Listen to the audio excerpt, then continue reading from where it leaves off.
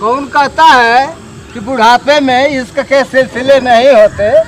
आम तब तक मजा नहीं देता जब तक वो पिलपिले नहीं होते। का रे छोरा ऐसे काहे डाला तारे डोरा, हम का चीज है बुझत नहीं खे। हमके तो का जानत है कि तोरे सामने हम लगत है घोड़ा, आ तोके बुझात नहीं का कि हम का की चीज है तोरा। जो पत्थर को हिला दे, जो पत्थर को हिला दे उसे तूफान कहते हैं, जो प्यार करके निभा दे उसे इंसान कहते हैं। चांदनी चांद से होती है सितारों से नहीं, मोहब्बत हमसे कर लो हजारों से नहीं। सकर अपन देखने वाला कैसन बात तोके पसंद नहीं का बा। उसी नल से पानी पीना जो बालू न दे, उसी नल से पानी पीना जो बालू न दे, उसी लड़की से दिल लगाना जो गाली न दे। हो दादा तू तो बड़ा शायरबाज बाड़ू। तू रूठ जेबू तो हम जियब कैसे, अब फाटल करे जवा के सियब कैसे। आगे बोला बोला मनली कि तू प्यार की गगरी बाड़ू, धर की ना तो हम पियब कैसे। अच्छा हाँ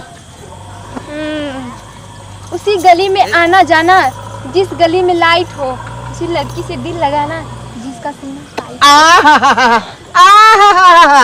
क्या बोलती हो।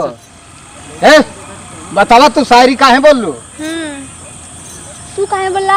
हम तो तोके पटावे खातिर बोल ली है, और हम तो के लतियावे खातिर बोलनी है। यो दादा लतिया घर बना तो चपलियावे खातिर बोलनी है। यो दादा कहो ये तर कहलू है।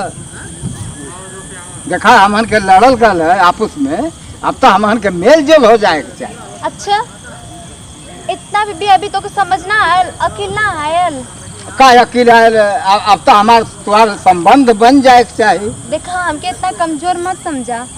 कमजोर ना कमजोर ना हो, बहुत पहलवान है का। तोरा का लगा था। यो दादा अरे बुढ़वा का हो लड़की के देख के शायरी मारा था बात। नहीं भैया जात रहे शायरी मारा था। वही आप पूछली हमके सुना कौन गाँव जाए के था ये पूछली। शायरी मारता ना साथ निभावे खातिर शायरी बोलत रहे ना।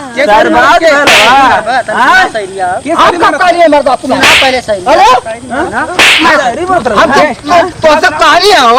कल रनी ना सुधरते तो चपलिया। अच्छा ठीक ठीक ठीक ठीक। अरे तू बड़ी बात हो। शायरी ओके शायद आई हो रानी मोरी, तू तो भोल बाड़ू हो तना लुखा जियौले हो हमके मरवावे।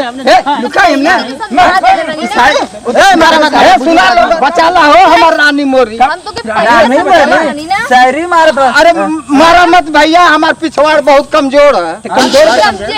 देखा हम हार्ट का मरीज है सर बचाला। इतना ख्याल रहा उतना तो लगी के पीछे ना भगते। देखा हम तो माफी मांग। फिर देखा कैसे हमके हाथ लगाओ तो कैसे टच। अरे